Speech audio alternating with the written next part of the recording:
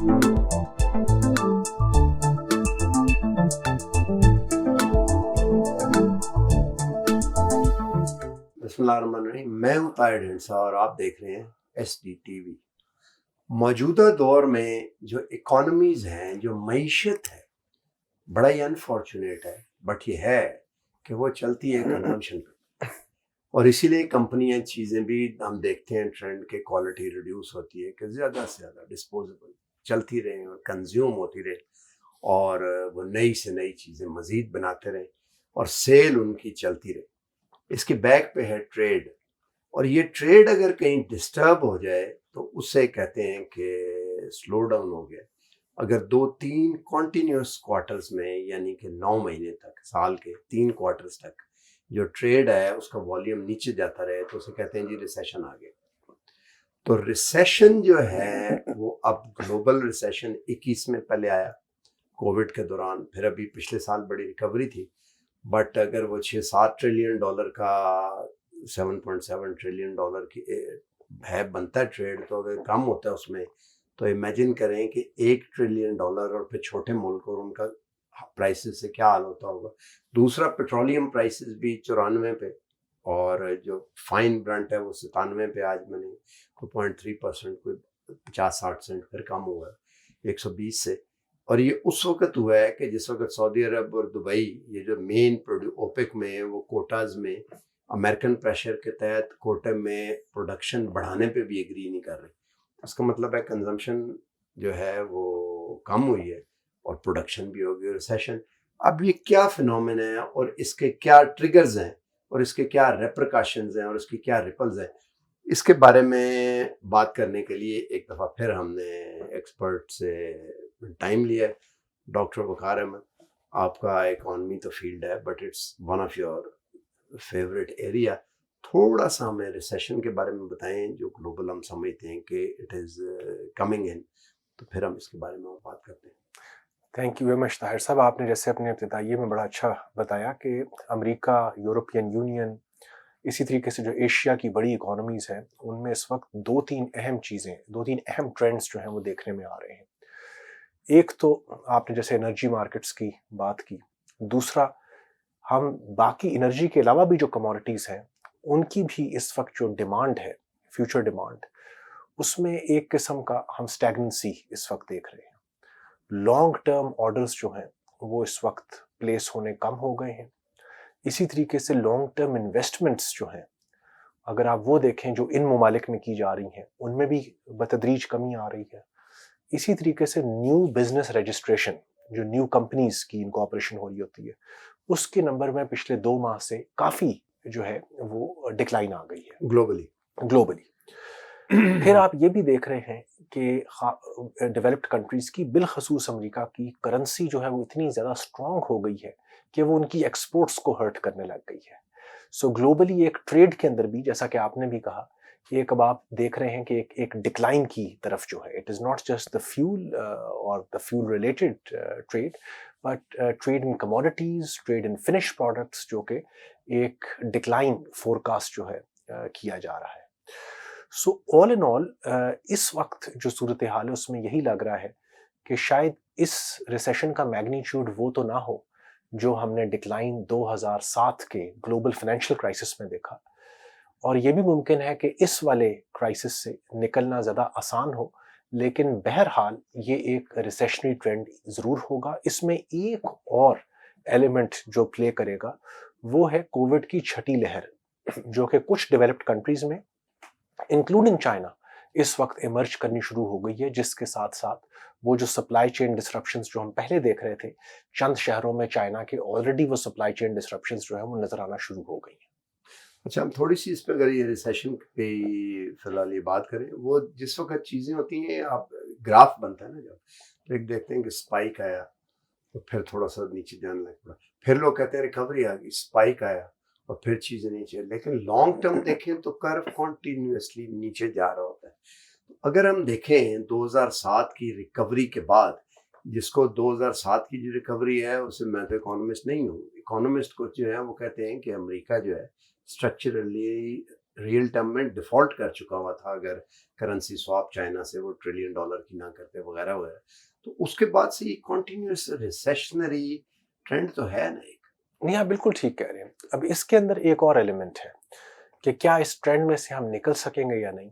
اب یہاں پہ وہ کویسچن آتا ہے جو اس وقت آپ کے پاکستان کے دونوں اطراف میں آپ دیکھتے ہیں جو جنگ چھڑی ہوئی ہے, رشیا یوکرین وار جو ہے, اس کے ساتھ ساتھ اب جو ٹینشنز ہیں تائیوان میں چائنا اور امریکہ کے مابین, these will continue to play a significant role.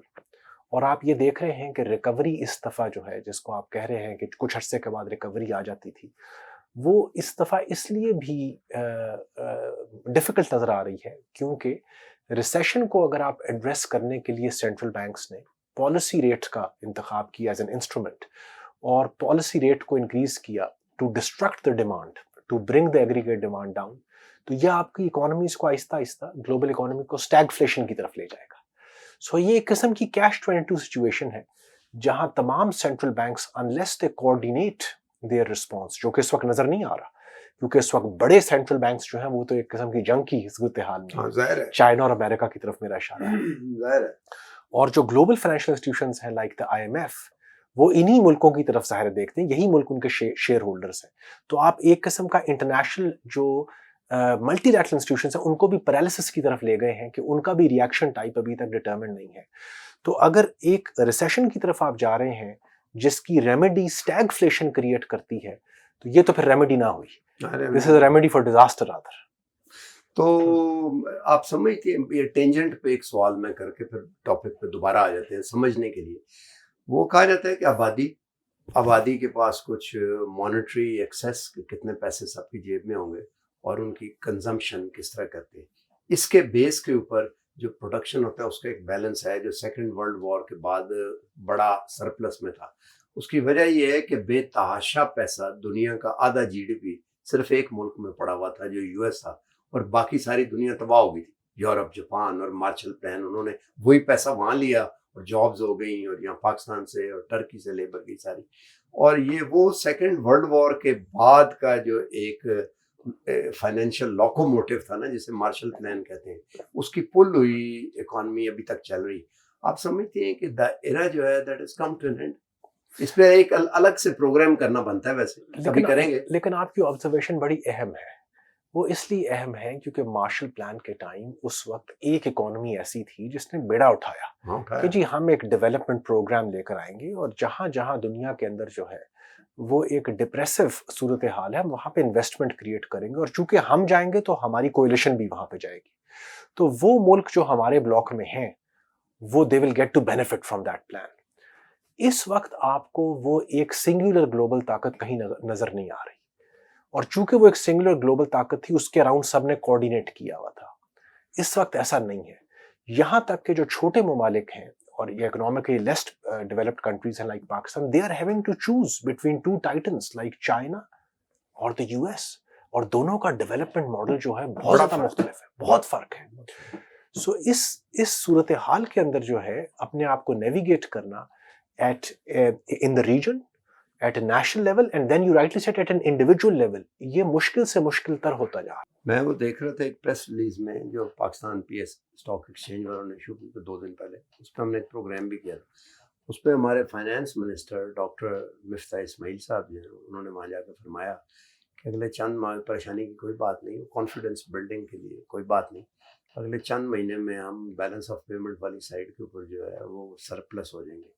اور جو اس کی ریزن انہوں نے بتائی, پرنسپل ریزن جو انہوں نے بتائی, ایک تو IMF وغیرہ کا وہ بھی کانفیڈنس ہے, پرنسپل ریزن یہ بتائی کہ انٹرنیشنلی کموڈیٹیز سستی ہو رہی ہیں, تیل کی قیمتوں میں کمی آ رہی ہے. مطلب, اور آپ امیجن کریں تو اس کا مطلب ہے کہ دنیا کے مرنے سے ہماری حیات وابستہ ہے.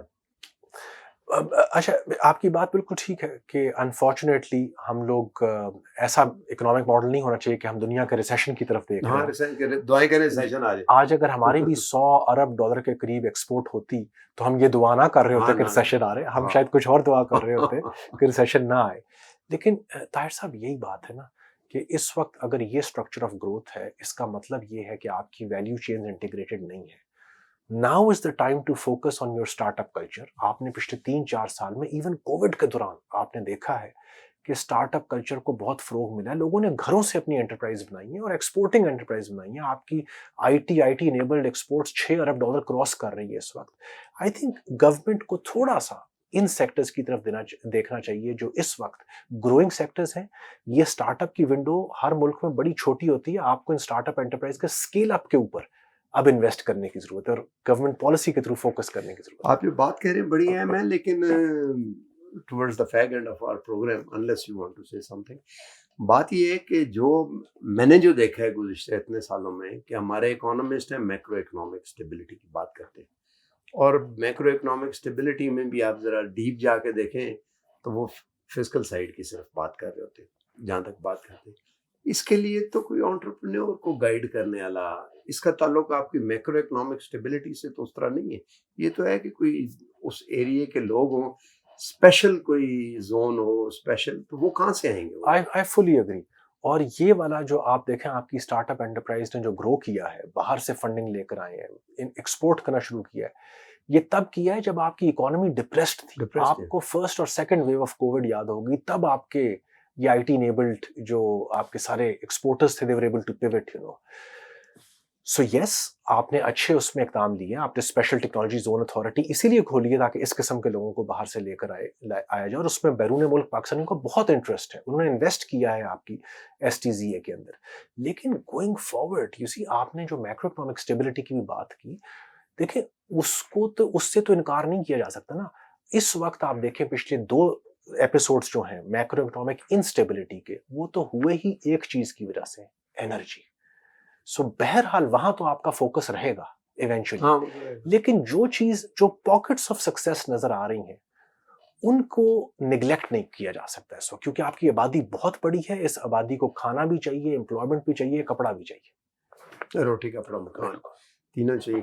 چلیں جی، اللہ کرے کہ سینس پریویل کرے اور ہم بہت ترقی یافتہ خوشحال کھاتا پیتا ایک ملک ہیں. اور اگر دیکھیں تو 15 سال پہلے کسی نے پلاننگ کی ہو، اب اس کو ریورس کر کے دیکھیں کہ آج سے 15 سال کے بعد جب جانا چاہتے ہیں اس کی پلاننگ ابھی کرنے کی ضرورت ہے.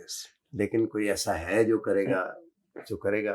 اور اینڈ پہ یہی آ جاتا ہے کہ پولیٹیکل سٹیبلٹی ہونی چاہیے، روڈ میپ کلیئر ہو تاکہ کوئی اگلے 15 سال کے لیے اب پلان کرے، ایک ڈیم بنا دے. اور میں اس کو بار بار کوٹ کرتا ہوں ایک ایگزامپل کو، اور مجھے بڑا اپیل کرتی ہے. جب تربیلا ڈیم کمیشن ہوا، ضیاء الحق کے دور میں کمیشن ہوا، تو that started contributing 2% of the GDP to the national economy. One dam ہوئی. آپ امیجن کریں کہ جس سربراہ مملکت کو بغیر کچھ کیے 2% ایڈیشنل GDP ایک دم مل گیا. یعنی کہ اگر آج کل کتنا $300 ارب کی ہماری GDP ہے، تو 2% کا مطلب ہے ایک 6 ارب ڈالر ہر سال اس کو ملنے شروع ہو جائیں آپ کو ایڈیشنل. تو آپ کو you don't need any IMF کا. تو اس طرح کا کوئی بڑا منصوبہ بھی اللہ کرے بنائیں اسٹیبلٹی پہ. تو باٹم لائن یہی بنتی ہے کہ ریسیشن تو ہے، لیکن پولیٹیکل اسٹیبلٹی جو ہے اس کے لیے اٹس اے مسٹ. اور کسی کو یہ پلان کرنا چاہیے کہ ہم ہوں یا نہ ہوں، آج سے 10 سال کے بعد جو بھی ہو وہ اس کے فروٹس کا کاٹ سکے. اور جیسے کہ ڈاکٹر وقار نے ابھی بتایا کہ انرجی ایک سنگل آئٹم ہے، تو ظاہر میکرو اکانومی انرجی میں بھی دیکھنا، اور اس کے علاوہ یہ اسٹارٹ اپس اور جو چھوٹے نئے وینچرز ہیں ان کو بھی آگے لے جانے کی ضرورت ہے. آج تک کے لیے اتنا ہی. ملتے ہیں اگلے پروگرام میں. لائک اور سبسکرائب کر دیں اگر چینل کو ہو سکے تو، اور اپنے کمنٹس لاگ ان ہو کے دیں تاکہ ہم اس کو بہتر بنا سکیں. اللہ حافظ.